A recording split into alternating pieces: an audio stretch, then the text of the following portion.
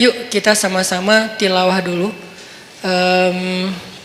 firman Allah di dalam surat Ali Imran ayat 181. Di sini ada cerita yang berkaitan dengan tema kita. Karena menjelaskan sesuatu dengan cerita itu kayaknya akan jauh lebih universal. Surat Ali Imran ayat 181.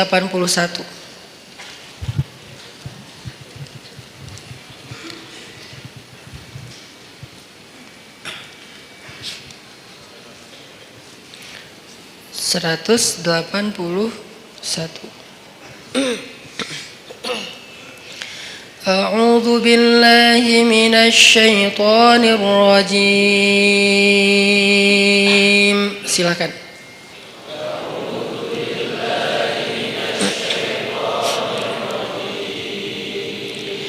Bismillahirrahmanirrahim.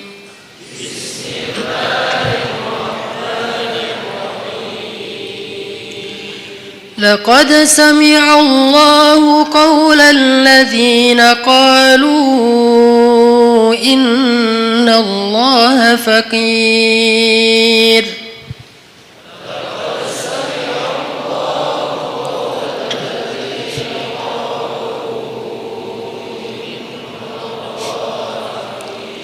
الذين قالوا إن الله فقير ونحن أغنياء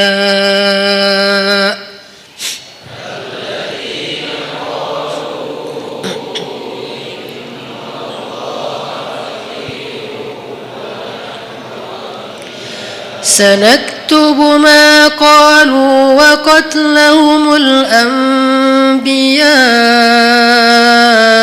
بغير حق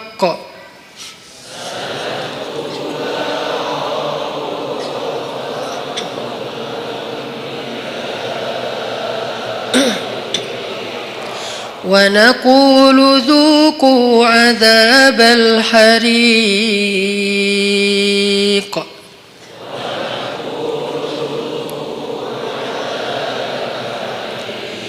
ذلك بما قدمت أيديكم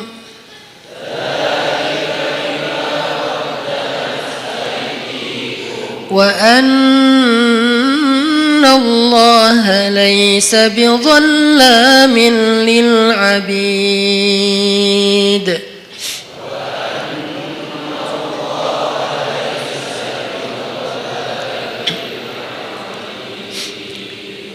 Nah, sebelum kita baca terjemah, saya pengen ceritain dulu sedikit adegan yang berkaitan dengan ayat ini.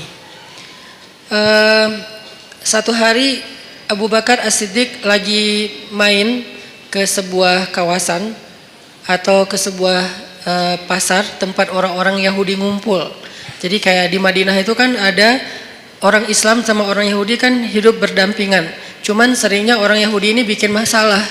Mereka membatalkan perjanjian, mereka mengganggu kaum muslimin, mereka menyebarkan fitnah, termasuk salah satunya fitnah Aisyah selingkuh. Akhirnya satu demi satu kabilah Yahudi itu kemudian diusir oleh Nabi karena berkali-kali melanggar perjanjian. Maka jadilah kota Madinah itu hanya tinggal kaum muslimin saja. Tadinya Islam di Madinah itu sangat berdampingan dengan orang Yahudi karena dasarnya Islam itu kan rahmatan alamin ya, nggak mau ngerecokin orang, nggak mau ganggu orang, itu Islam banget tuh. Islam nggak mau ganggu orang, Nabi itu paling nggak enak ngerepotin orang, itu tuh Islam banget.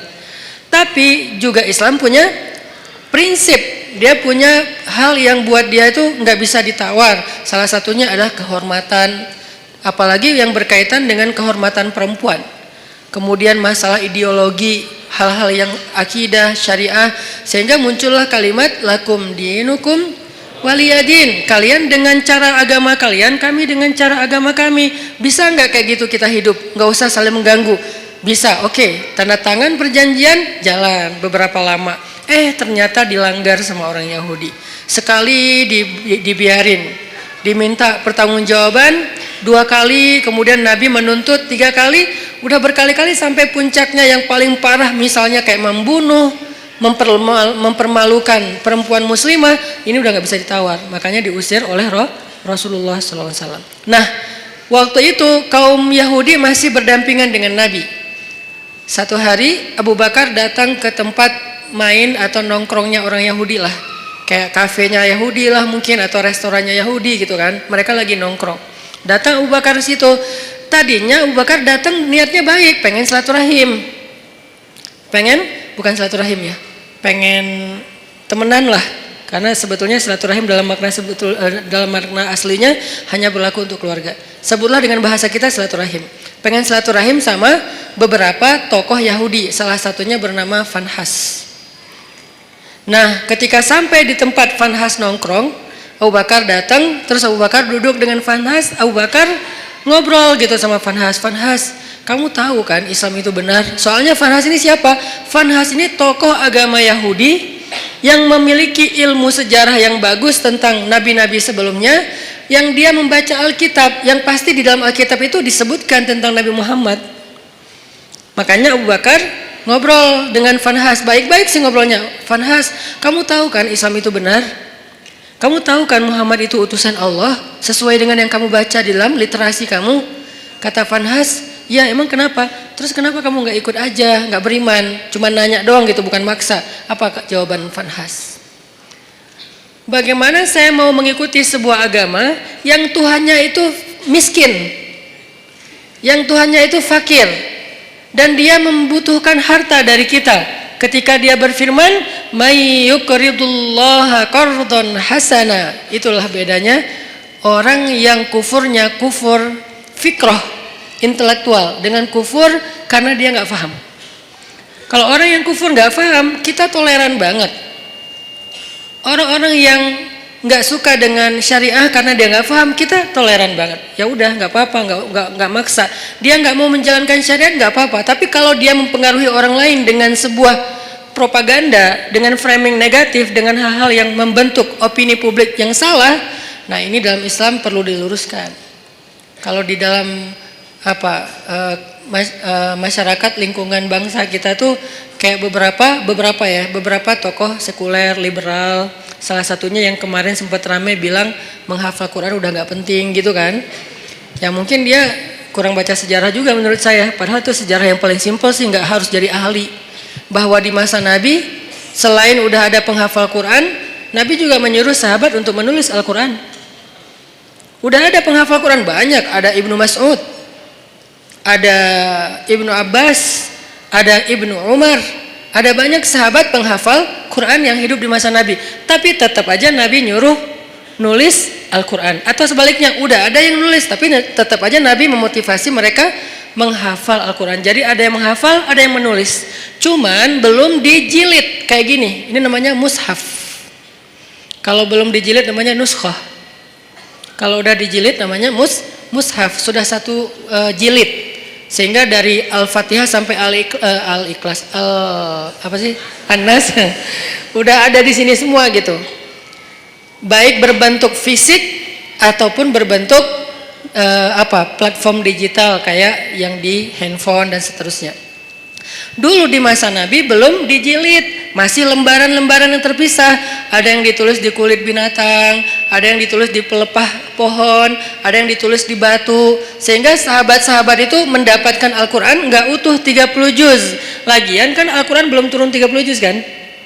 Baru turun sejuz, 5 juz, 10 juz, kan bertahap tuh. Sampai akhirnya turun total sebelum Nabi wafat 30 juz.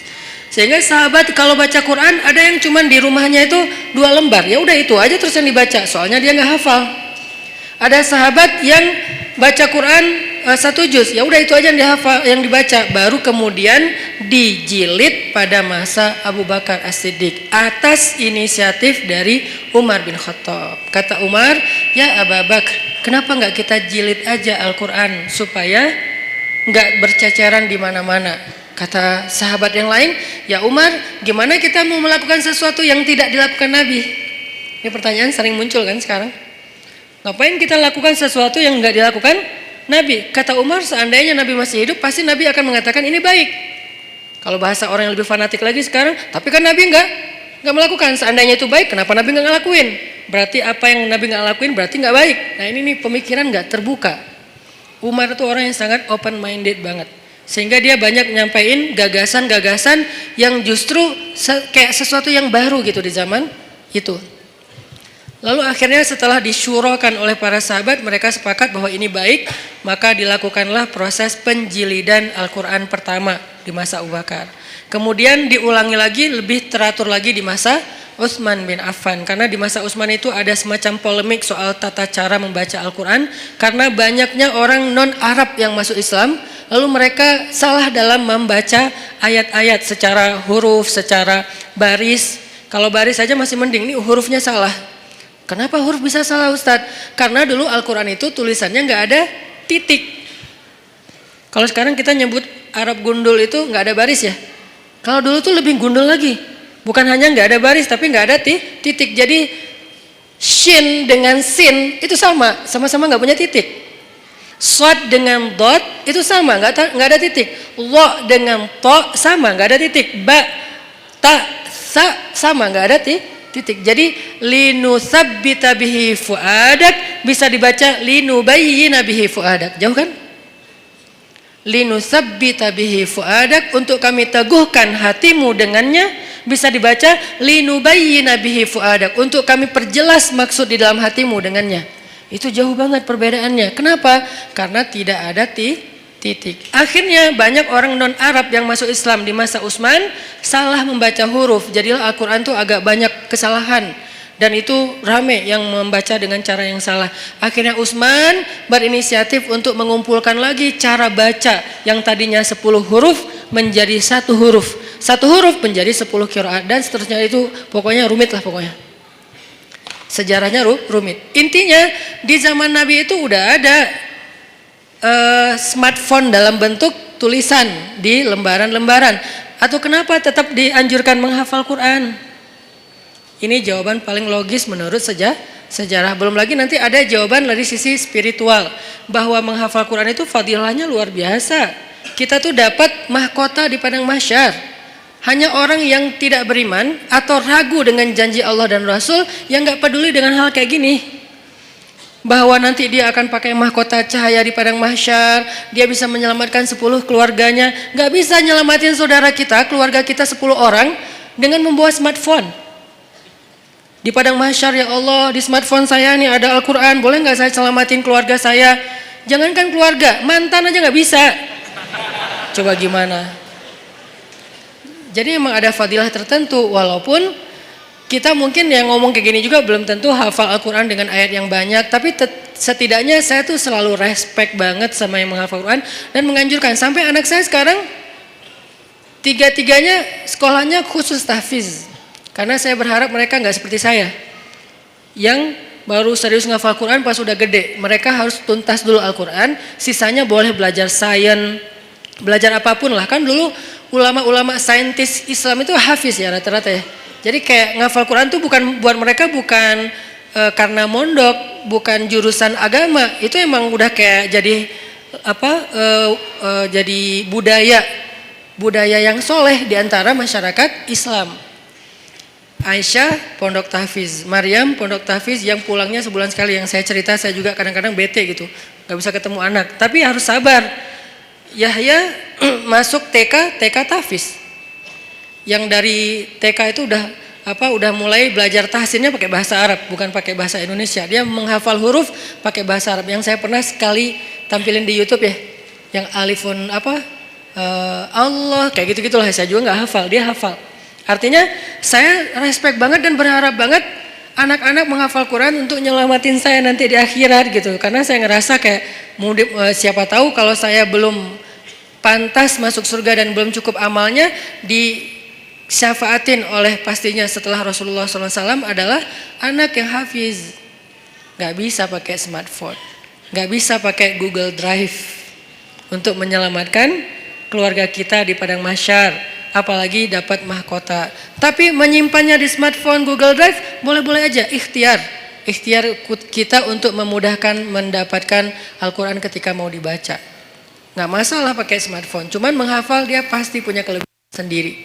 1 huruf yang dihafal itu pasti beda. Nah ini adalah orang-orang yang pemikirannya membahayakan, ngaco. Nah fanhas sama. Orang-orang yang tidak beriman tapi dia mempengaruhi orang lain dengan kesalahpahaman terhadap kebenaran. Itulah fanhas. Sehingga dia mengatakan Allah itu fakir, kami itu kaya. Dan itu bukan kata saya loh ya, kata fanhas. Orang-orang yang awam kan gampang percaya yang gini-gini. Karena Allah berfirman, "May yuqridullaha qardan hasana fayudha'ifahu ad'afan katsira." Siapa yang meminjamkan harta terbaiknya kepada Allah, nanti Allah ganti berlipat ganda. Kalimatnya meminjam. Makanya saya kan pernah posting, yuk kita pinjamkan harta kita kepada Allah. Ada yang komen kan, Allah kok minjam. Ini Ustadz makin lama makin aneh ngomongnya, ngelantur ke sana kemari. Itu bukan kata-kata saya, kata Al-Quran. Tapi kalimat meminjam di sini bukan Allah nggak punya harta. Apa maksud dari kalimat meminjam di sini? Allah pengen ngejamin bahwa harta kita itu nggak hilang, cuma dipinjam bentar, entar dibalikin lagi. Itu maksudnya. Kalau Allah minta kan berarti hilang dong. Kalau Allah pinjam entar dibalikin lagi, dan Allah itu nggak pernah ingkar janji. Ditambah lagi ada kalimat Allah ngebalikinnya nggak sesuai dengan yang dipinjam, dibalikin berlipat kali, berkali lipat. Karena tadi kebalik jadi kebalik juga kata-katanya, dibalikin berkali lipat. Nah di situ juga dikritisi sama si fanhas. Kata fanhas, kalau gitu Allah menggunakan sistem riba dong. Kan kita nggak boleh riba. Allah melarang kita riba, tapi dianya sendiri pakai cara riba. Gara-gara dia lagi butuh duit, nggak punya harta, minjam ke kita, biar kita mau, akhirnya dia pakai cara riba. Nggak fair dong Allah kalau kayak gitu. Marah Abu Bakar. Langsung ditonjok sama Abu Bakar fanhasnya. Gubrak. Wah, Abu Bakar aja yang selama ini kalem, diam aja. Orangnya sabar kalau dirinya yang, kebayang nggak ketika di Mekah Abu Bakar itu dikeroyok orang gara-gara ngebelain Nabi. Sampai saking dahsyatnya mereka mengeroyok Abu Bakar, itu wajah Abu Bakar tuh hancur dan nggak dikenali. Kamu siapa Abu Bakar? Kok jadi gitu? Mukanya tuh hancur. Abu Bakar terima digituin. Tapi ketika Allah dihina sama fanhas, wah itu digebukin terus-terusan sama Abu Bakar. Sampai fanhas dibela rame-rame, terus Abu Bakar pulang. Fanhas datang ke Rasulullah SAW, bilang, ya Muhammad, lihat nih apa yang dilakukan sahabat kamu kepada saya. Ini yang kamu bilang Islam, yang katanya damai segala macam. Siapa yang melakukan itu? Abu Bakar. Rasulullah aja nggak percaya. Abu Bakar? Kalau Umar, Nabi percaya. Karena Umar kan orangnya tegas, keras kan. Ghalidun syadid, itu julukan Umar. Keras dan tegas, Umar. Sampai ada yang datang ke rumah Umar nanya tentang satu masalah. Kata Umar, kenapa kamu tanya ke saya? Kan ada Rasulullah di tengah-tengah kita. Jadi nggak boleh nanya fatwa hukum tentang agama kepada seseorang ketika ada Nabi di situ, tuh nggak boleh. Salah fatal. Sama kayak kita ada ulama, nanyanya yang bukan ulama, nggak boleh nanya ke ulama aja. Makanya ketika kita nanya tentang agama bukan ke ulama, padahal di bangsa Indonesia ini banyak ulama, kita tuh udah salah. Jadi nanya aja udah salah, pasti jawabannya lebih salah. Walaupun benar tetap salah. SOP-nya nggak kayak gitu. Nah ada orang datang ke Umar nanya tentang agama. Kata Umar, kenapa kamu nggak nanya ke Rasul? Masa nanyanya ke saya? Kata dia, saya udah datang ke Rasul. Terus apa jawaban Rasul? Jawaban Rasul saya nggak berkesan. Maksudnya kayak bukan itu yang saya harapin. Dia kayak maksa gitu, pengen jawaban sesuai harapan dia. Kan ada orang kayak gitu kan. Nanya pengen nemu jawaban sesuai harapan. Kalau nggak nemu, nanya lagi ke ustadz yang lain. Sampai nemu yang mengatakan, oh ya udah ini halal. Baru dia bilang, tuh kan kata saya juga. 9 ustadz bilang haram, 1 ustadz bilang halal, dia ambil yang 1. Nah ini masih mending lah sesama ustadz. Ini mah Rasul. Rasul udah kasih jawaban, tapi saya nggak cocok gitu. Makanya saya tanya kepada kamu. Menurut saya kamu bijak. Dipuji-puji Umar. Apa yang dilakukan Umar? Kata Umar, ya udah tunggu sebentar ya. Dia masuk, keluar bawa pedang. Udah dihunuskan pedangnya. Bukan bawa pedang dalam sarungnya, dihunuskan pedangnya. Ini nih jawaban saya nih, langsung kabur tuh orang. Itu Umar. Karena Umar tersinggung, dianggap sebagai orang bijak, sementara Rasul aja ditolak. Itu penghinaan buat Rasul dan penghinaan buat Umar sendiri. Makanya Umar langsung ngeluarin pedang, orangnya kabur. Tapi ini yang melakukan Abu Bakar, bukan Umar. Orang yang gak pernah dikenal, pernah mukulin orang. Satu-satunya yang pernah dipukul Abu Bakar itu cuma berhala. Ketika dia masih kecil, diajak ayahnya untuk ngelilingin tawafin berhala, ayahnya yang tawaf, Abu Bakar duduk nungguin. Pas ayahnya udah pergi, berhala itu dilemparin sama Abu Bakar. Lo ngapain sih orang-orang tawaf ke lo padahal nggak bisa ngapa-ngapain? Itu Abu Bakar, salah satu sahabat walaupun sedikit sekali jumlahnya, sahabat yang nggak pernah syirik bahkan di masa sebelum Islam. Abu Bakar salah satunya. Abu Bakar, Khadijah, Ali, ini orang-orang yang dari sebelum Islam pun mereka nggak pernah syirik, nggak pernah nyembah berhala. Tapi yang lain pernah lalu bertaubat dan masuk Islam kemudian menjadi lebih baik. Abu Bakar yang melakukan. Rasulullah, Abu Bakar, dipanggil Abu Bakar. Lalu Nabi nanya baik-baik karena ini Abu Bakar nih, orang yang wibawa, orang yang baik hati, orang yang lembut, nggak boleh langsung dipercayai aja nih omongan, apalagi nih Fanhas yang ngomong. Rasulullah nanya, ya Abu Bakar, ini perbuatan kamu? Ya Rasulullah. Nabi kaget. Jadi itu bukan hoax. Benar nih Abu Bakar nonjokin orang, gebukin orang. Ya Rasulullah. Ya Abu Bakar, kenapa kamu pukul dia? Apa jawaban Abu Bakar? Ya Rasulullah, inna aduwallah qala qawlan aziman annallaha faqirun wa annahum anillahi aghniya. Ya Rasulullah, sesungguhnya musuh Allah ini mengatakan satu kalimat yang sangat fatal, yang sangat buruk tentang Allah. Dia bilang Allah itu fakir dan mereka itu kaya dan tidak butuh kepada Allah. Maka ghadibtu lillah ya Rasulullah. Saya marah karena Allah ya Rasulullah. Rasulullah nanya ke si Fanhas, Fanhas, benar kamu bilang Allah fakir? Enggak, namanya juga orang Bani Israel. Enggak semua Yahudi itu kayak gitu. Karena ada Yahudi yang lurus dulu, enggak tahu sekarang. Tapi umat Yahudi kan Nabi Musa Yahudi yang membawa agama Yahudi, kemudian nanti ada keluarga Nabi Musa yang Yahudi termasuk sampai Zakaria, Imran Yahudi kan. Jadi bukan agamanya, Bani Israel lah yang paling bawel itu. Ternyata dia bohong, dia bilang enggak. Wah Abu Bakar udah mukulin saya, sekarang dia memfitnah saya. Muhammad, beginikah didikanmu terhadap sahabatmu? Rasulullah bingung, mana yang benar nih? Abu Bakar mukul Fanhas. Tapi Fanhas bilang, saya nggak mengatakan hal yang kayak gitu. Saya disakitin sama Abu Bakar. Abu Bakar itu emang benci sama saya sejak dulu. Akhirnya ketika Nabi tidak bisa menilai siapa yang benar, siapa yang salah, turunlah ayat ini. Allah mendengar pembicaraan orang yang mengatakan Allah fakir dan kami kaya. Dengan segala macam kemarahan Allah juga marah tuh. Di sini Allah kayak bilang, aku juga marah, bukan Abu Bakar doang, kata Allah. Jadi Abu Bakar kayak dibela gitu sama Allah. Abu Bakar, bareng kita marah sama dia. Gitu. Kan keren ya Abu Bakar ya di situ ya. Sampai Allah mengatakan apa tadi ayatnya teh? Wa naqulu dzuqu adzabal harik, dan kami balas ucapan mereka dengan kalimat dzuqu adzabal harik, rasakan azab yang membara. Itu tuh ancaman Allah kepada Fanhas nanti di akhirat. Artinya Allah tuh merestui Abu Bakar marah. Allah merestui Abu Bakar marah. Tapi kita jangan buru-buru menyimpulkan ini terus kita langsung take action ya. Wah ini bahaya, gue tonjokin aja nih. Jangan, karena ini nih Fanhas. Yang kita hadapi kan bukan Fanhas kan, beda-beda kan. Ada yang namanya mungkin dia pakai nama Abu atau apalah kayak gitu-gitu kan. Ini nggak boleh difanhasin. Karena kalau dia difanhasin nanti jadi rame, Islam malah yang jelek juga kan. Makanya ya hadapi aja dengan argumentasi ilmiah, hadapi aja dengan penjelasan yang meluruskan persepsi kepada masyarakat, nggak usah terpancing. Biarkan harusnya hukum yang bergerak di situ, karena emang kewajiban seorang yang memegang hukum, penguasa. Kalau dia nggak mengambil tindakan hukum, dia bertanggung jawab di hadapan Allah SWT. Dalam arti membiarkan orang menghina Allah, Rasulullah, agama Allah. Membiarkan saja dosa karena dia mampu untuk mencegah, untuk menyikapinya, untuk menghukum dengan cara yang terbaik. Di zaman Umar, ketika Umar jadi khalifah, ada tuh yang kayak gitu tuh. Suka nyebarin hal-hal yang kayak aneh, nyeleneh tentang agama. Asalnya dari Irak. Dia ini emang tokoh liberalnya Irak lah.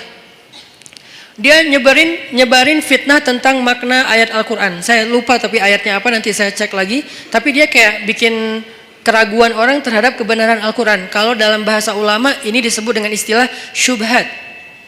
Makanya ada istilah raddus syubhat, menolak membantah syubhat-syubhat tentang agama. Ada yang mengatakan misalnya ternyata melakukan hubungan walaupun tidak halal, tidak resmi, tidak dalam akad nikah, asalkan sama-sama rela, itu sesuatu yang dibolehkan. Ini namanya syubhat, menyebarkan fitnah tentang agama di tengah-tengah masyarakat. Ini fatal banget dalam sebuah sebuah bangsa atau masyarakat. Di zaman Umar ada orang kayak gitu.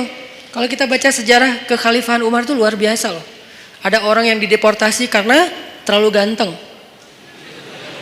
Selebgram terlalu ganteng, dan itu nggak ada hasil editan. Kalau saya kan ngeditnya lama kan ya, pakai editor terbaik lah, Rifat C. Tapi kalau ini nggak perlu diedit, udah emang ganteng. Rambutnya ikal sepundak, keren banget. Sampai saking gantengnya dia, cewek-cewek nggak mau nikah kecuali sama dia.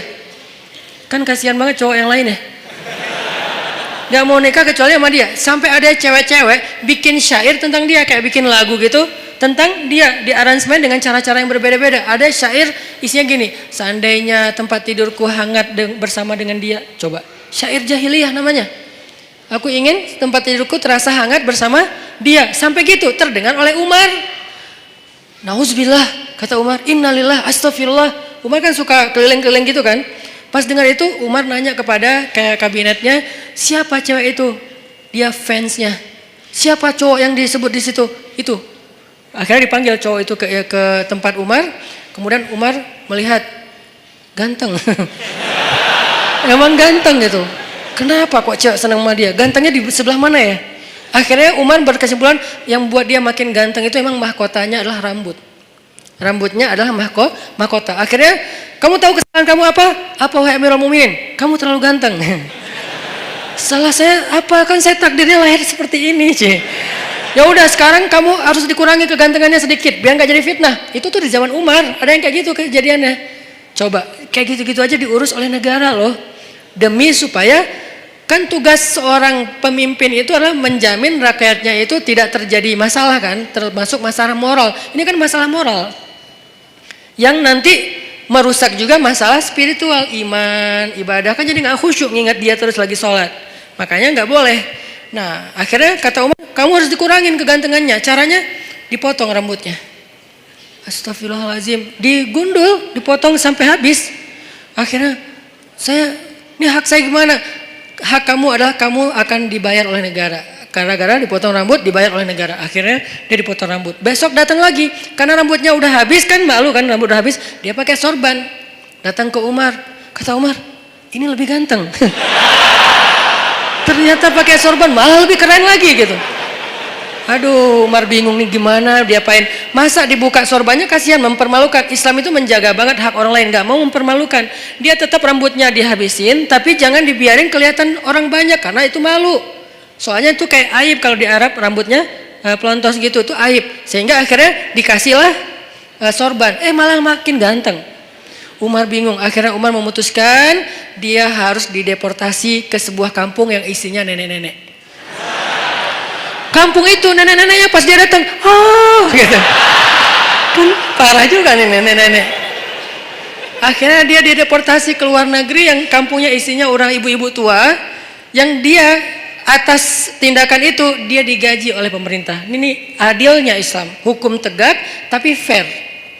Hukum tegak tapi fair. Dia nggak hanya dideportasi terus biarin dalam keadaan terlunta-lunta, enggak. Dia dikasih gaji oleh pemerintah. Tapi dia sendiri di tempat yang terasing. Tiba-tiba ibunya di kota Madinah datang ke Umar dan mengatakan, celaka engkau wahai Amirul Mukminin. Kenapa saya celaka ibu? Kata Umar. Karena engkau duduk bersama anak-anakmu, putra-putramu, dan engkau bersama dengan mereka dalam keadaan nyaman, bahagia, tapi engkau memisahkan saya dengan putra saya. Siapa putra ibu? Fulan underscore Fulan. Oh, yang selebgram itu? Iya. Ya udah, ibu maunya apa? Saya jauh dari putra saya kangen dengan putra saya. Kamu tahu nggak sih rasanya kangen gitu kan? Terus gimana maunya ibu? Saya pengen ketemu putra saya. Ya udah, akhirnya diputuskan oleh Umar, ibunya juga ikut dengan anaknya tinggal di sana, dibiayai oleh negara. Itu tuh masa kekhalifahan Umar, sampai hal-hal kayak gitu diurus. Termasuk laki-laki yang dari Irak tadi, orang sekuler Irak yang pengen ngacak-ngacak pemikiran umat Islam tentang Al-Quran. Dia mengatakan, ini lihat nih ayat nih kayak gini-gini. Tapi dia ngomongnya kemana? Dia ngomongnya di pasar, bukan di majelis para ulama. Bukan di masjid, di pasar. Karena kalau di pasar kan jarang ada ulama nih. Sehingga orang percaya aja sama dia, sama omongannya. Dipanggil sama Umar. Tahu nggak kesalahan kamu apa? Apa? 2. 1. Kamu sudah menyebarkan fitnah agama di tengah-tengah masyarakat sehingga mereka ragu tentang Al-Quran. 2. Kalau kamu nggak ngerti ayat itu, harusnya kamu tanya kepada ulama, bukan nanya kepada orang awam. Atas kesalahan yang fatal ini, maka saya hukum kamu dengan dicambuk. Karena dia udah nyebarin banyak fitnah. Orang sampai ragu nggak mau lagi baca Quran. Orang menganggap Al-Quran itu nggak otentik segala macam. Itu kan banyak kan obrolan orang sekuler tentang kayak gituan. Akhirnya dicambuk dan diancam. Kalau kamu masih melakukan hal yang sama, maka saya akan berikan hukuman yang lebih berat. Akhirnya dia pulang ke Irak dan sejak itu dia taubatan nasuha. Itu terjadi. Nah, Fanhas kayak gitu banget. Yang nyebarin fitnah tentang agama Allah. Allah fakir, Allah itu riba dan seterusnya dan seterusnya. Sehingga akhirnya Allah turunkan ayat tadi dan Allah membela Abu Bakar As-Siddiq. Nah, kalimat yang saya pengen kita renungkan dari kalimatnya Abu Bakar itu apa? Ghadibtu lillah ya Rasulullah. Saya marah karena Allah ya Rasulullah. Apa pelajarannya di sini? Ternyata Islam itu juga menganjurkan marah. Menganjurkan cinta, menganjurkan maaf, menganjurkan sabar, menganjurkan tersinggung, menganjurkan marah, menganjurkan membalas. Ada semuanya, tapi kondisinya berbeda-beda, konteksnya berbeda-beda. Kalau kita salah konteks, nggak jadi ajaran Islam lagi. Itu yang harus kita pelajari. Jadi bukan hanya agama cinta, tapi juga ada anjuran untuk supaya kita marah dalam kondisi tertentu. Bagaimana nggak marah ketika ada seorang perempuan muslimah dihina, dibuka auratnya, dilecehkan, masa kita nggak marah? Rasulullah aja marah ketika ada perempuan muslimah lagi belanja di masjid, di pasar, belanja di pasarnya Yahudi, terus dilecehkan sama cowok-cowok anak muda Yahudi. Diapain? Roknya tuh diikat pakai tali, digantung ke tiang gitu. Pas dia jalan kan kesingkap karena ketarik tali kan, sehingga auratnya kelihatan. Dia malu, nangis, dibela, digunting tuh tali sama seorang laki-laki pemuda muslim, digunting talinya. Marah orang-orang Yahudi yang ngeprank si cewek ini nih. Mereka bilang, lo nggak usah ikut-ikutan, ini bukan urusan lo, ini saudari saya muslimah, saya harus membela sesama orang yang beriman. Lagian kalian zalim, ini kan kejahatan moral, kalian nggak punya akhlak kepada perempuan, nggak menghargai perempuan. Terjadi adu mulut lama-lama karena dia sendiri dikeroyok meninggal. Udahlah menghina perempuan, membunuh laki-laki yang mencoba membela perempuan tadi. Nabi langsung marah. Langsung dikumpulkan bala tentara yang kuat-kuat oleh Nabi menuju kepada kabilah itu, dikepung tuh kabilahnya. Setelah dikepung, Nabi memberi mereka kesempatan, 2 pilihan. 1, pergi, 2, perang. Ini namanya marah fisabilillah. Jadi ada jomblo fisabilillah, ada mutusin fisabilillah, ada balikan fisabilillah, semuanya ada fisabilillahnya. Apa maksud saya fisabilillah? Ada jalan yang dibolehkan oleh Allah, ada kondisi yang dibolehkan oleh Allah. Jomblo fisabilillah itu kayak gimana? Jomblo yang sabar, yang tetap istiqomah, yang gak berputus asa dengan berbuat dosa, itu tuh fisabilillah banget. Jadi itu bukan bahasa-bahasa nyeleneh. Justru itu sebuah ungkapan sederhana yang di dalamnya tuh terkandung banyak hikmah yang saya harapin kayak gitu. Jadi bukan jihad fisabilillah. Jihad fisabilillah ada juga jihad fisabilillah taghut. Orang yang berjihad bukan karena Allah. Begitu juga dalam urusan yang lain. Ghadibtu lillah ya Rasulullah. Saya marah karena Allah ya Rasulullah. Berarti apa? Di antara cabang-cabang iman adalah emosi. Perasaan cinta, perasaan malu, perasaan takut, perasaan marah, itu semuanya bagian dari iman. Kalau ada orang mengatakan iman itu hanya cinta, sampai ada kalimat, ya Allah kalau saya beribadah karena saya penginkan surga, tutup surga itu dari saya. Kalau saya beribadah karena saya takut neraka, masukkan saya ke neraka. Saya beribadah hanya karena cinta kepadamu. Ini membentur-benturkan 2-3 hal yang sebetulnya tiga-tiganya baik. 1, roja, mengharapkan surga. Itu baik, bagian dari iman. 2, khauf, takut neraka. Itu juga bagian dari iman. 3, mahabbah, cinta kepada Allah. Itu juga bagian dari iman. Tiga-tiganya emosional, perasaan. Ternyata iman itu juga menyangkut urusan perasaan. Sehingga pertanyaannya, sudah berimankah perasaan kita? Jangan-jangan yang baru beriman lisan kita. Asyhadu an la ilaha illallah, asyhadu anna Muhammadar Rasulullah. Lisan kita beriman. Apakah hati kita beriman? Yaitu yakin. Apakah perasaan kita beriman? Yaitu takut kepada neraka, mengharapkan surga, mengharapkan ampunan Allah, cinta sama Allah, kangen sama Allah, cinta sama Rasulullah. Itu kan imannya, perasaan.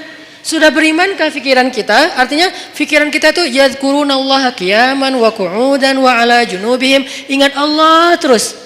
Dalam keadaan berdiri, duduk, berbaring, itu kayak simbol dari totalitas kehidupan dia. Ingat Allah terus. Itu berarti pikirannya sudah beriman. Sudah berimankah tangan kita yang tercegah dari menyakiti orang lain? Sudah berimankah kaki kita yang tidak mau melangkah ke tempat-tempat dosa? Sudah berimankah sekujur tubuh kita dengan segala bentuk amal solehnya? Termasuk perasaan. Sehingga orang yang tidak marah ketika agamanya dihina, orang yang tidak marah ketika Allah dihina, Rasulullah dicela, itu tuh berarti imannya, perasaannya belum utuh keimanannya. Saya nggak bilang nggak beriman ya, karena itu terlalu ekstrim menurut orang tidak beriman. Tapi dalam bab itu dia belum utuh keimanannya, belum baik keimanannya, karena harusnya dia marah. Cuman yang harus kita perjelas juga adalah gimana cara kita marah. Gimana cara kita mengekspresikan marah? Marah harus, tapi mengekspresikannya ada banyak cara dan itu sangat kondisional. Gak bisa digeneralisir. Tapi marah harus. Tersinggung harus. Coba kalau ada yang menghina ibu kita, marah gak? Marah pasti, gak mungkin gak marah. Salah gak kita marah? Gak salah, cuman gimana cara kita marah kan gitu kan? Waktu kecil dulu kan suka gitu kan, ada teman kita menghina ayah kita dengan dibuat foto ayah kita di tanah terus diinjak-injak. Nih ayah kamu nih, gitu kan ya. Akhirnya kita, wah lu ngina ayah gua, akhirnya berantem. Waktu kecil suka gitu tuh. Ngalamin gak sih masa-masa kayak gitu? Udah gak ada ya? Kalau yang milenial mungkin gak ngalamin. Kalau saya kan sebelum milenial, udah agak tua. Dulu pernah ngalamin masa-masa si bolang kayak gitu tuh. Terus kita kayak bikin kertas, tulis nama ayah saya Abdurrahman, nama ibu saya Kartini. Jadi ibu saya Kartini itu cuma saya yang boleh nyanyi itu. Ibu kita Kartini, cuman saya karena ibu saya Kartini namanya. Kartini Abdurrahman, nih gua injak-injak nih gua sobek-sobek nih. Wah bener nih lo cari masalah sama gua. Akhirnya berantem atau dibalas kalau nggak berani berantem, nulis juga nama ayah dia sama ibu dia. Kita sobek-sobek juga, ujung-ujungnya sih berantem juga. Kenapa kita marah? Karena kita cinta sama orang tua kita, nggak mungkin enggak. Kadang-kadang kita kayak sebel sama ibu kita, tapi kita nggak rela ada orang menghina ibu kita kan? Kadang-kadang kita kayak beda pendapat sama orang tua kita, tapi kita nggak rela ada yang menyakiti orang tua kita. Itu tuh udah pasti. Umumnya kayak gitu. Hanya anak durhaka yang nggak kayak gitu. Umumnya orang kayak gitu. Gimanapun dia nggak dekat sama orang tuanya, gimana pun dia kayak nggak nyaman dengan orang tuanya, kadang-kadang berdebat, berselisih sampai marah, tapi dia nggak rela orang menyakiti orang tuanya. Apalagi ini lebih dalam rasanya daripada masalah keluarga. Kenapa bisa gitu Ustadz? Karena suatu hari Umar bin Khattab datang kepada Nabi mengatakan, "Ya Rasulullah, aku mencintaimu lebih dari apapun kecuali diriku sendiri." Cinta itu perasaan, bagian dari iman. Kata Nabi, belum sempurna wahai Umar. Artinya belum cukup wahai Umar. Belum cukup iman kalau hanya baru mencintai Rasul lebih dari apapun juga selain diri sendiri. Belum cukup wahai Umar. Artinya imannya belum utuh. Terus gimana ya Rasulullah? Katakan aku mencintaimu lebih daripada apapun termasuk diriku sendiri. Ya Rasulullah, aku mencintaimu lebih daripada apapun termasuk diriku sendiri. Al-an ya Umar, al-an. Sekarang baru cukup wahai Umar, baru cukup. Dan Umar gak ngomong dengan lisannya saja, dia ngomong dengan perasaannya. Kalau dia udah ngomong itu tuh benar-benar rasanya dalam sedalam itu. Artinya perasaan, emosi bagian dari iman. Sehingga yang harus kita syahadatkan dalam tanda petik, yang harus kita islamkan, yang harus kita cas terus keimanan dalam diri kita, bukan hanya wawasan di kepala kita dengan duduk di taklim, bukan hanya lisan kita dengan mengucapkan kalimatan thayyibah, tapi juga termasuk rasa, perbuatan, akhlak, semuanya harus ditanya, sudah berimankah diri kita? Sudah berimankah akhlak saya? Sudah berimankah pandangan saya? Karena pandangan orang yang beriman tidak akan melihat aurat. Pandangan orang yang beriman tidak akan melihat yang dosa. Nanti di atas mereka ada yang lebih dahsyat lagi. Jangankan aurat orang lain, aurat sendiri aja gak mau ngelihat. Siapa dia? Ali bin Abi Thalib. Aurat sendiri aja gak ngelihat. Coba, kebayang gak tuh? Ya gak usah dibayangin juga sih. aurat sendiri nggak mau ngelihat, saking karamallahu wajhah, saking mulianya wajah dan matanya Ali bin Abi Thalib, aurat sendiri nggak mau lihat. Dalam peperangan dia duel sama musuh, kemudian dia menebas kaki musuhnya dengan pedang Ali, lalu tersobeklah pakaian laki-laki tersebut dan kelihatan pahanya.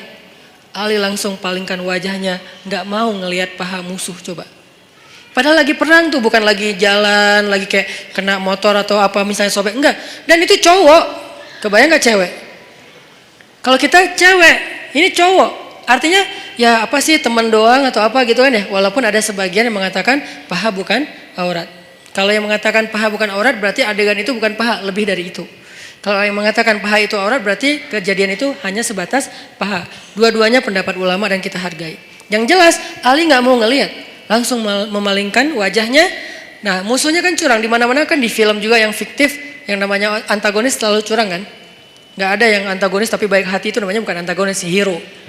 Dia pasti curang. Begitu Ali sebagai superhero-nya balik arah, dia nyerang, curang kan. Tapi Ali, yang digituin Ali gitu, salah orang. Ali balik arah, justru pedangnya tuh lagi siaga. Begitu dia nyerang, diputerin lagi tuh pedang,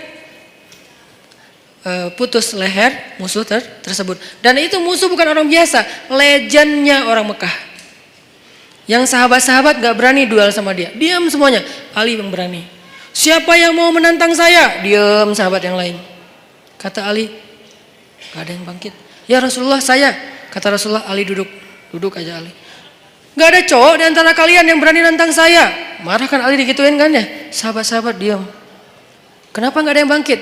Itu tuh terkenal Amru, orang yang paling jago berpedang di antara orang Mekah, belum pernah kalah sama sekali. Jadi benar-benar menang KO terus gitu.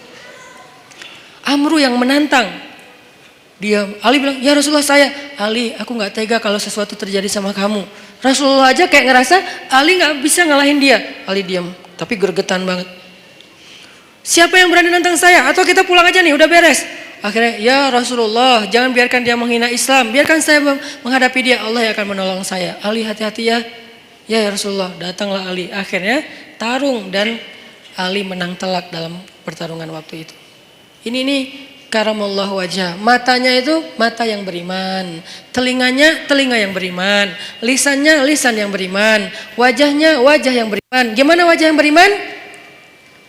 La tahkiranna minal ma'rufi syai'a walau antalqa akhaka biwajhin taliq. Janganlah kalian ngeremehin amal soleh walaupun kecil, walau sekedar bertemu dengan saudaramu dengan wajhun, wajah, bahasa Arab jadi bahasa Indonesia, wajah yang apa, sumringah, wajah berseri-seri, wajah yang happy.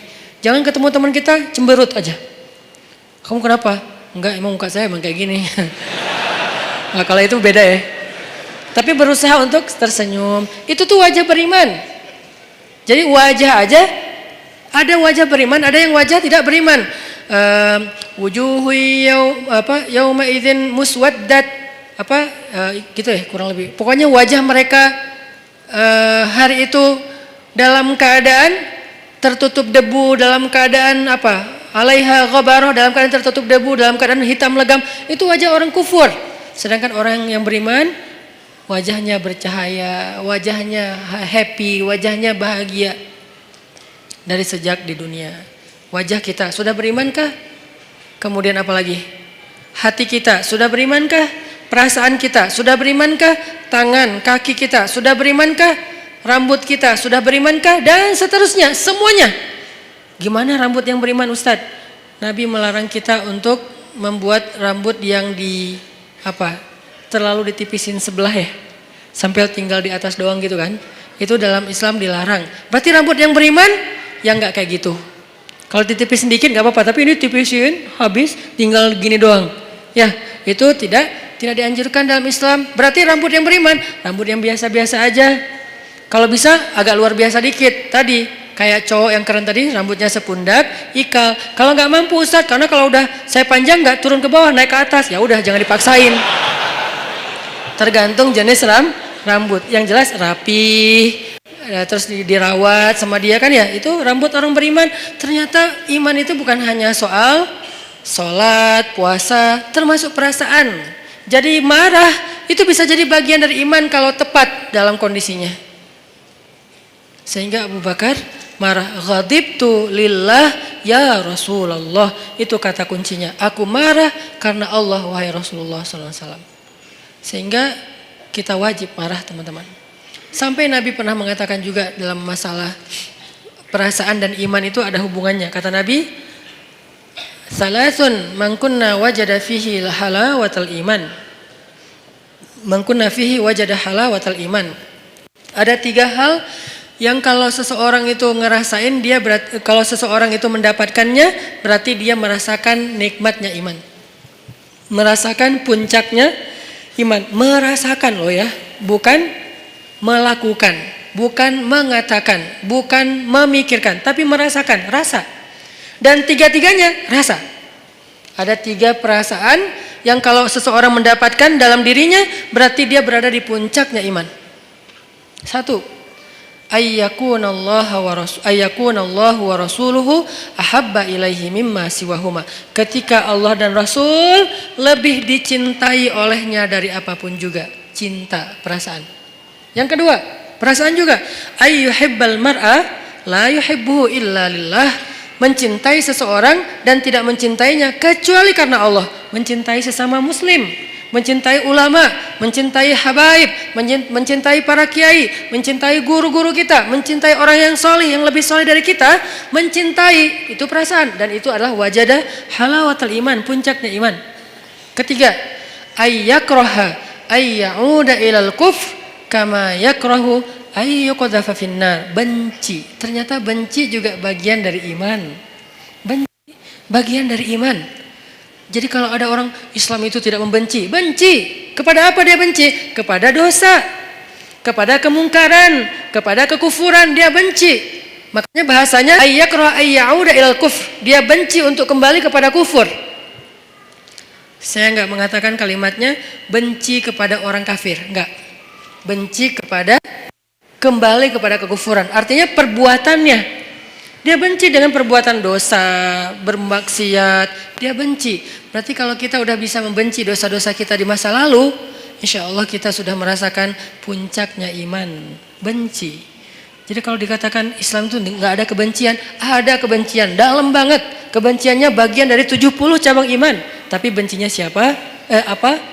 Yang dibenci adalah dosa. Makanya ada ayat Allahumma habib, ada doa Allahumma habib ilainal iman wa zayyinhu fi qulubina wa karrih ilainal kufra wal fusuqa wal isyan waj'alna minar rasyidin. Itu doa.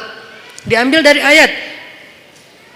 Ayatnya walakinnallaha habbaba ilaikumul iman wa zayyanahu fi qulubikum wa karraha ilaikumul kufra wal fusuqa wal isyan wa ja'alakum minar rasyidin. Allah menjadikan kalian apa mereka gitu sebagai orang yang mencintai keimanan dan menjadikan rasa cinta itu indah dalam hati mereka. Lalu menjadikan mereka benci kepada kekufuran dan itulah orang yang mendapatkan petunjuk. Benci kepada kufur, dosa, fusuk. Fusuk itu apa? Akhlak yang buruk. Dia nggak suka. Jadi kalau kita ngelihat ada orang yang perangainya nggak bagus dan kita ngerasa itu kayak entertain, hiburan, ini kita berarti nggak punya benci nih. Jangan benci orangnya, benci perangai perbuatan yang buruknya. Orangnya nggak ada. Ini lain lagi ceritanya. Karena orang bisa berubah kan? Kalau keburukan dari zaman iblis sampai nanti kiamat, ya tetap namanya keburukan. Yang benar sudah jelas, yang buruk sudah jelas. Tapi kalau orangnya bisa berubah. Pagi dia kufur, malam dia mukmin. Pagi dia setan, malam bisa jadi malaikat. Makanya jangan membenci orangnya. Siapa tahu suatu saat dia berubah. Tapi membenci perbuatannya wajib, bagian dari iman. Ada orang yang memperolok-olok agama. Ya kita benci perbuatannya, orangnya kita serahkan kepada Allah. Kalau perlu kita doain ya Allah beri dia petunjuk. Tapi perbuatannya wajib kita benci. Jangan sampai perbuatan memperolok-olok agama malah kita ketawain seolah-olah itu hiburan. Berarti kita nggak punya benci fisabilillah. Makanya ada marah fisabilillah, ada benci fisabilillah, ada cinta fisabilillah, ada takut fisabilillah, ada kangen fisabilillah, kangen siapa? Kangen dengan Rasulullah SAW. Seperti kangennya Bilal, sampai saking puncak kangennya luar biasa, dia nggak sanggup azan. Saking kangennya nggak sanggup azan. Kalau kita azan biasa aja gitu kan, mungkin semangat, tapi nggak sampai bikin kita nggak bisa ngucapin asyhadu anna Muhammadan Rasulullah. Nggak kuat Bilal ngomong itu. Kenapa? Kalimat itu dia ucapkan dulu ketika Nabi masih hidup dan mendengar. Kalau Bilal azan, Nabi senyum-senyum. Sekarang Nabi udah nggak ada, udah nggak kuat. Udahlah saya nggak bisa. Langsung turun, langsung duduk, diganti sama sahabat yang lain. Itu kangen fisabilillah. Apakah kita punya kangen fisabilillah? Apakah kita punya cinta fisabilillah? Apakah kita punya benci fisabilillah? Apakah kita punya marah fisabilillah? Apakah kita punya memaafkan fisabilillah? Karena semuanya perasaan. Sakit hati fisabilillah ada, tapi ada juga sakit hati yang nggak dibolehin. Baper fisabilillah banyak, makanya baper itu bisa jadi ibadah. Tergantung konteks. Kan baper itu bawa perasaan kan? Benar nggak sih artinya? Salah satu di antara baper yang berpahala yang gimana? Baper ketika sholat. Allahu Akbar. Idza waqa'atil waqi'ah. Udah mulai baper tuh. Bawa perasaan. Begitu disebutkan tentang orang-orang yang golongan kiri, wah udah nggak kuat lagi. Dia nangis, dia gemeteran, saking gemeteran lututnya nggak kuat menanggung beban tubuhnya, dia tersungkur, tersungkur, lalu dia sujud, sujadan, dia sujud, wabukiya, dan dia menangis dalam sujudnya. Siapa dia? Umar bin Khattab, orang yang paling baper dalam sholatnya. Kalau udah baca ayat-ayat kiamat di dalam sholat, Umar baper banget. Makanya ada baper yang negatif, ada baper yang positif. Sehingga semua itu soal perasaan teman-teman. Untuk itu kita perlu belajar. Wah saya sedih nih, saya kecewa nih, saya tersinggung nih, saya marah. Nah yang terakhir pertanyaannya gimana cara kita mengekspresikan kemarahan kita Ustadz? Kalau yang dihina itu Allah, Rasulullah, Islam, bahkan orang tua kita, keluarga kita, apa yang harus saya lakukan? Jangan membalas keburukan dengan keburukan, itu prinsipnya. Tadi dibacakan di sholat isya kita, idfa billati hiya ahsan. Balaslah dengan cara yang lebih baik, walaupun kita marah. Lalu bagaimana dengan cerita Abu Bakar As-Siddiq? Tapi di situ bukan hanya ada satu tokoh, ada Fanhas. Nah, apakah kita tahu persis yang kita hadapi itu Fanhas? Jangan-jangan kita menjudge Fanhas banget ini, padahal dia bukan Fanhas. Dia bisa jadi adalah orang Badui yang mengencingi Masjid Nabawi. Kan itu juga perbuatan yang menghina Islam kan? Dia datang ke Masjid Nabawi, dia buang air kecil di situ. Lalu Umar udah siap-siap tuh, saya penggal nih kepalanya nih, saya penggal nih. Kata Rasulullah, ya Umar, mahlan, tunggu Umar. Ya Rasulullah, dia udah menghina masjid, dia menghina agama kita dan segala macam. Dia tuh masuk ke masjid buang air kecil loh. Lebih dahsyat. Nabi kemudian mengatakan, tunggu, jangan ganggu dia. Maksudnya, kalau sahabat langsung nyuruh dia pergi kan terganggu, soalnya dia lagi menyelesaikan hajatnya kan, kepotong kan, terganggu kan, sakit. Akhirnya beresin dulu, tunggu. Udah beres, yuk kita cari air, ambil air, bersihin. Udah disiram sama sahabat, dipanggil dia sama Rasulullah. Kamu dari mana? Dari kampung ini. Oh pantesan. Dia tuh orang pedalaman yang tidak tahu peradaban. Di tempat dia, semua tempat itu toilet. Karena buat mereka tuh kan biasa aja. Maaf ya, di beberapa tempat kita ngelihat kadang-kadang orang buang air sembarangan kan. Karena dia rata-rata orang yang berpendidikan rendah, orang yang mungkin tidak belajar, orang yang belum modern, belum berperadaban. Buat dia biasa aja kayak gitu, malah kadang-kadang gak malu. Nah laki-laki ini kayak gitu kondisinya, orang jahil, orang badui, orang pedalaman, gak pernah belajar. Dia gak tahu kalau ini tempat suci, dia buang air aja di situ. Ditanya sama Nabi dari mana? Dari tempat ini. Oh kamu tahu gak ini tempat apa? Gak tahu. Ini tuh rumah ibadah kami, di sini kami menyembah Allah, kami belajar, kami duduk di sini, kami menjaga kesuciannya. Tadi kamu sudah mengotori tempat ini. Oh saya nggak tahu, saya nggak ngerti, maafin saya, ya nggak apa-apa. Terus Nabi ngobrol panjang lebar sama dia, sampai saking baiknya Nabi bisa membuat dia terkesan dengan obrolan Nabi, akhirnya dia masuk Islam. La ikraha fiddin, tidak ada paksaan dalam agama, tapi yang ada ta'liful qulub, membujuk hati. Kemarin pas saya jalan ke Korea, saya ngobrol sama Chan, sama sekali saya nggak mau ngomongin Islam di depan dia kalau dia belum bertanya. Tapi alhamdulillah sepanjang saya di sana nggak ngomongin Islam sama sekali. Pas pulang baru semalam dia posting foto-foto kita di sana, dia bilang sekarang saya merasa tertarik untuk belajar Islam setelah bertemu dengan Ustadz Hanan dan keluarga. Ternyata kok asik banget, santai, saya nggak dipaksa, saya nggak dimarah-marahin. Pas saya salah membeli makanan Korea, apa namanya teh? Apa? Bukan samyang. Ya cireng lah pokoknya. Cireng Korea gitu ya. Kimbap. Nah, pas lagi beli kimbap kan ada porknya kan, cuman dia nggak dimasukin ke dalam gulungan kimbap itu, dia kan salah. Tapi saya malah saya malah bayarin, bukan membeli, saya malah bayarin karena udah terlanjur dibeli pasti harus dibayar. Akhirnya kalau belum terlanjur dibeli saya nggak akan beli. Tapi karena udah terlanjur dibeli dan pasti Chan akan bayar, saya bayarin. Tapi saya nggak mau makan, saya ngomong ke dia pelan banget, Chan maaf ya, maaf banget nih. Saya tahu kamu niatnya baik, tapi maaf karena kamu nggak paham tadi itu ada pork di situ. Walaupun nggak dikasih ke sini tetap nggak boleh bagi kami, maaf ya. Oh ya nggak apa-apa. Dia malah respect. Alhamdulillah sekarang pengen belajar Islam. Walaupun hidayah itu di tangan Allah, bukan di tangan kita. Kita hanya ikhtiar. Akhirnya orang Baduy ini masuk Islam. Setelah masuk Islam, dia doa, ya Allah, berilah rahmatmu kepada saya dan kepada Rasulullah, yang lain jangan. Dia sebel sama yang lain. Karena tadi mau dimarahin kan sama yang lain. Kata Nabi, kenapa doanya kayak gitu? Iya Rasulullah, saya sebel sama mereka. Kalau doa yang baik-baik supaya malaikat mendoakan juga kamu dengan kebaikan yang sama. Oh gitu ya Rasul. Ya Allah rahmati saya, Rasulullah dan yang lain-lain juga. Beres kan ya? Ini nih siapa? Ini bukan Fanhas. Ini orang yang belum mengerti tentang kebenaran. Kalau Fanhas ngerti banget. Malah Alkitab, dia ngerti Alkitab, Taurat, Injil, Al-Quran bahkan. Makanya dia tahu ayatnya. Bukan orang biasa, beda sikapnya. Kalau kepada orang kayak gitu, kita memberitahu. Ada orang yang bertanya atau komentar karena dia nggak ngerti, kita jelasin, kita luruskan kalau bahasa saya di komen. Bukan saya marahin, saya luruskan. Kadang-kadang ada teman-teman yang niatnya baik, pengen bela saya tapi malah marah-marah. Saya juga berharap jangan. Ini Ustadz Hanan, malu nggak lo? Jangan ngomong kayak gitu. Ini mempermalukan orang. Saya juga cuma ngomong kalau ini tentang saya diam. Kalau tentang Rasulullah, saya luruskan. Kayak gitu bahasanya, saya pilih diksi yang tidak menjudge. Sehingga nanti sikap kita mudah-mudahan mewakili wajah Islam. Walaupun nggak sempurna, soalnya kita manusia biasa ya. Islam sempurna banget tapi kita nggak sempurna. Setidaknya kita udah berusaha untuk menampilkan wajah Islam terbaik yang kita mampu. Orang baru tertarik.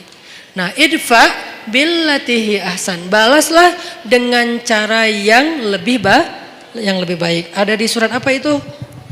Coba kita buka surat Fussilat,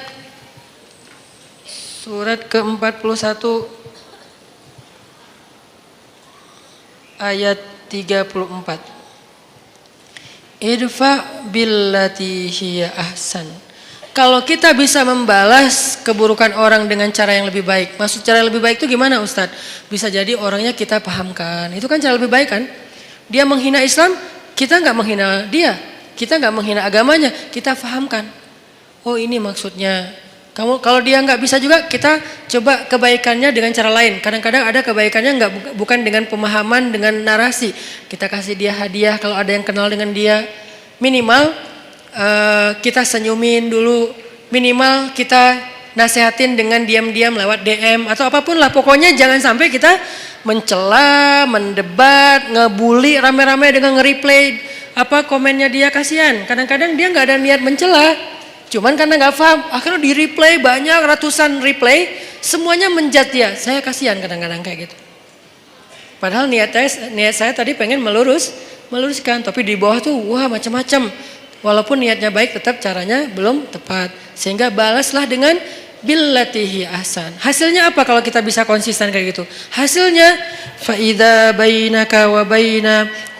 alladzi bainaka wa bainahu adawah ka'annahu waliyyun hamim. Bisa jadi kalian yang tadinya bermusuh-musuhan dengan cara idfa billatihi ahsan, membalas dengan yang baik, dia akan menjadi waliyun hamim, pelindung yang sangat setia. Menjadi kawan baik, menjadi sahabat karib, menjadi pelindung yang setia, yang loyal. Itu hasil cara kita marah.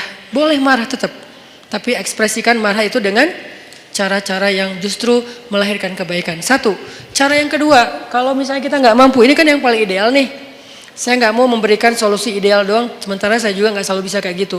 Dan saya manusia biasa. Nanti kalau sesekali teman-teman ngelihat saya di sosial media, kadang-kadang kepancing, itu karena Hanan Ataki itu manusia, bukan malaikat. Yang saya omongin di sini nggak semuanya mampu saya amalkan. Makanya saya kasih beberapa alternatif. Yang paling tinggi, idfa billati hiya ahsan. Itu haqqa tuqatih, sebenar-benar takwa. Kalau nggak mampu haqqa tuqatih gimana ya Rasulullah, kata sahabat. Kalau nggak mampu haqqa tuqatih, sebenar-benar takwa, Allah berfirman di surat At-Taghabun, fattaqullaha mastata'tum. Bertakwalah kepada Allah semampu kalian. Allah aja kayak gitu coba. Pertama disuruh apa? Sebenar-benar takwa. Dalam kasus ini sebenar-benar takwa adalah balaslah keburukan dengan kebaikan. Itu sebenar-benar takwa. Yang paling ideal udah. Tapi kan kadang kita mampu, kadang enggak kan? Kadang-kadang kita memang benar-benar mampu dan kita kayak takjub gitu. Kok saya bisa ya membalas keburukan dengan kebaikan. Di komen negatif, di hate speech kita balas makasih. Kadang bisa. Kadang orang ngomong baik-baik kita malah marah-marah. Namanya juga manusia. Naik turun imannya. Kalau iman lagi naik jadi malaikat. Kalau lagi turun jadi setan. Kan gitulah kita ya. Sehingga Allah tahu banget lah kita tuh manusia biasa. Sehingga setelah Allah bilang ittaqullaha haqqa tuqatih, bertakwalah dengan sebenar-benar takwa. Salah satu kasusnya adalah balaslah dengan yang lebih baik. Allah katakan fattaqullaha mastata'tum. Kalau nggak bisa, maka bertakwalah kepada Allah semampu kalian. Di akhir surat At-Taghabun. Jadi dua ayat ini saling mengutuhkan. Nah, dalam kasus semampu kita gimana? Coba teman-teman buka Al-An'am.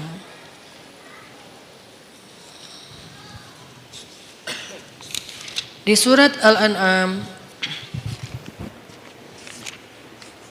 ayat 68. Coba lihat surat Al-An'am ayat 68. Wa idza ra'aital ladzina yakhuduna fi ayatina فأعرض عنهم حتى يخوضوا في حديث غيره وإما ينسينك الشيطان فلا تقعد بعد الذكرى مع القوم الظالمين. Kalau ada orang yang memperolok-olok ayat Allah, yang memperolok-olok agama Allah, yang memperolok-olok syariat Allah, maka janganlah kamu, maka berpalinglah kamu dari mereka. Itu kalau kita nggak bisa membalas dengan yang lebih baik, udah berpaling aja, jangan ikut-ikutan. Di grup, ya udah, diam. Live group Ustadz, ya mungkin ayat ini salah satu ayat tentang anjuran untuk live group. Kalau isi grupnya terus-terusan, semuanya kompak, hanya ngomongin yang nyeleneh-nyeleneh, kayak hal-hal yang aneh tentang agama, syubhat, ya udah kita dianjurkan oleh surat Al-An'am ayat 68 untuk live group. Ini juga live group fisabilillah. Live group karena Allah, bukan karena kita masalah personal. Saya nggak nyaman lagi di situ. Kenapa? Saya sering dicuekin. Itu bukan fisabilillah. Kalau saya broadcast nggak ada yang respon. Kalau teman saya broadcast semuanya nyamber. Kayaknya mereka nggak senang sama saya. Udahlah saya live aja. Itu tuh bukan fisabilillah. Boleh nggak Ustadz? Boleh. Tapi bukan fisabilillah. Jangan bilang-bilang ini fisabilillah loh ya. Enggak. Tapi kalau isinya gibah, isinya fitnah, isinya berita bohong, isinya mencela, isinya hal-hal yang nggak penting, bukan nggak penting, hal-hal yang dosa, maka kata Allah, a'rid hanhum, tinggalkan mereka dalam konteks sosmed, live group, unfollow, atau minimal nggak usah terlibat. Terus kata Allah, kalau setan membuat kalian lupa dengan anjuran ini, anjuran untuk pergi ninggalin mereka, maka janganlah kamu tetap di situ ketika kamu ingat. Sampai tegas banget Allah suruh pergi. Kalau kita lupa nih, soalnya kan kita manusia biasa. Mereka ngomong segala macam, kita diam aja. Tapi kita nggak pergi. Nah, kalau kita pas ingat, aduh, oh iya ya, ini udah ngomongin tentang agama yang aneh-aneh nih. Ya udah deh, saya pergi. Nah, pergilah kalau kalian tidak mampu untuk memperbaiki keadaan itu. Ini. Jadi kalau kita nggak bisa memberitahu dengan baik-baik, nggak bisa menjelaskan, kadang-kadang kita kalah kalah jumlah, kita sendiri yang lain rame-rame, dan mereka kayak kuat banget argumentasinya, sombong pula. Kalau argumentatif doang masih bisa lah, tapi ini disertai dengan sombong kan susah ya. Udah tertutup hatinya, udahlah pergi aja, nggak usah diladenin debatnya. Itu cara kedua. Kalau nggak bisa, idfa billati hiya ahsan. Dua cara inilah yang disebut dengan ittaqullaha haqqa tuqatih. Nggak mampu ya Allah, ittaqullaha mastata'tum, semampu kali. La yukallifullahu nafsan illa wusaha. Itu teman-teman obrolan kita tentang moral yang dikaitkan dengan iman, bab diam part kedua atau jilid kedua, supaya kita paham kapan kita harusnya diam, kapan kita harusnya marah, kapan kita harusnya emosi, takut, benci, suka, segala macam itu ada babnya tersendiri supaya tidak salah. Mudah-mudahan ini bisa memperbaiki perilaku kita, behavior kita. Karena saya berharap dakwah saya ini bukan hanya jadi wawasan. Kalau dakwah yang bisa menambah wawasan, teman-teman mendengar ceramah saya sedikit wawasannya. Lebih banyak wawasan dengar ceramah Ustadz Adi Hidayat, Ustadz Abdul Somad. Kalau dengan saya tuh fokus banget dengan daily life. Buat saya kalau hanya wawasan tidak merubah perilaku belum sempurna. Makanya kita bagi-bagi tugas. Ada UAS dan UAH yang mungkin memberi wawasan Islam yang luar biasa. Ada UHA yang memberikan lebih kepada tutorial daily life yang lebih islami. Behavior, persepsi dan seterusnya. Lagian ini tuh praktis insya Allah dalam kehidupan kita. Di sosial media atau dalam kehidupan sehari-hari.